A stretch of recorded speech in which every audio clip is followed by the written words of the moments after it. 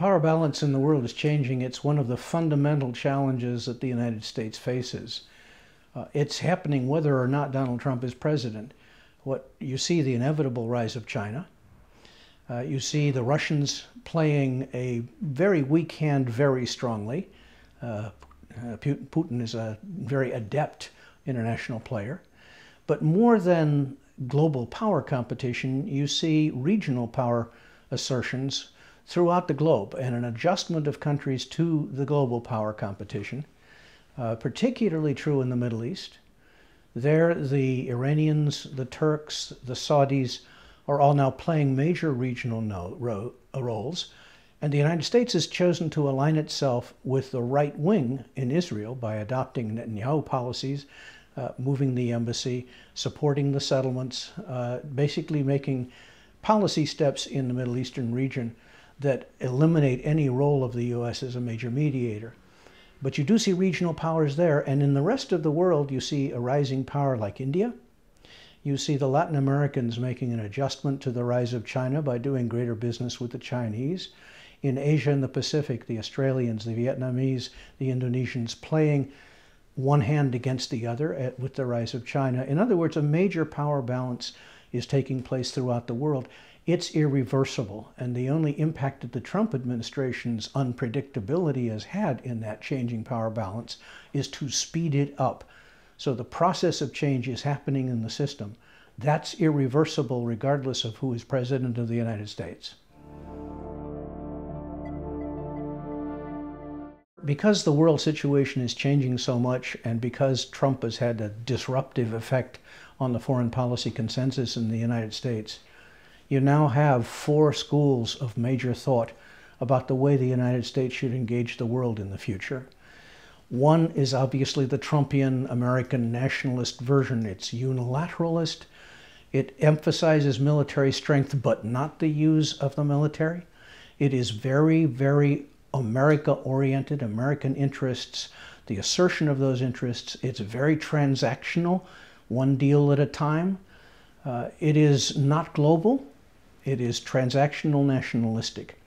That's one school. The second school you could call the neoconservative school. It's the school of thought that brought you the invasion of Iraq, that maintained that invasion and that policy for a good period of time.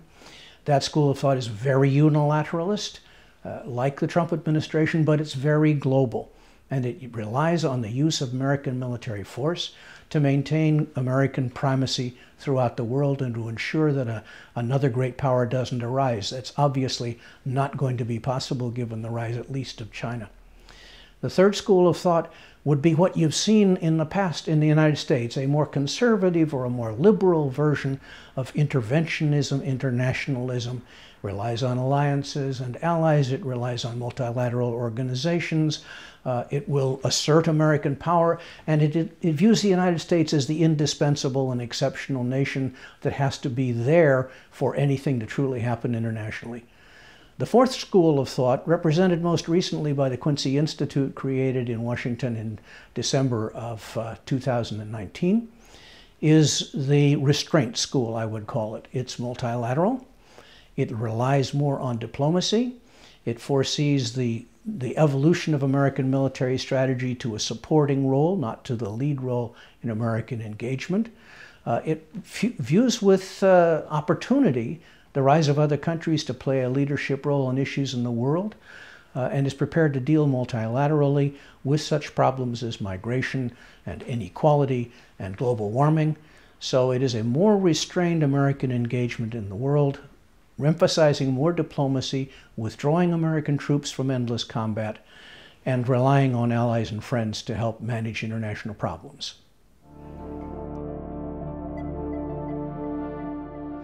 There are 2 kinds of challenges. One is the challenge of a rebalancing world. That is to say, the United States can no longer say frog and expect people to jump. You're going to have an assertive China, a globally present China. You're going to have an activist Russia, activist Iranians, activist Turks, activist Indians, activist Brazilians. Countries are going to play a role, and the United States is going to have to adjust to, as it were, sharing the power as opposed to sharing the burden. The other set of challenges are global challenges where the U.S. can be a major player, but they cannot be resolved by the U.S. alone.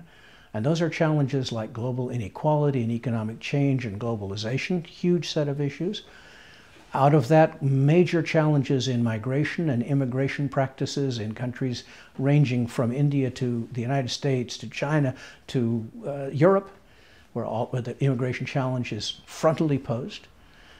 And there is, third, the challenge of a warming globe, global warming, in which the United States is one of the major emitters, along with India and China, to which a solution cannot be found unless at least those three countries and other players begin to agree on the national stage, international stage. Many countries in the world have adopted to that international reality.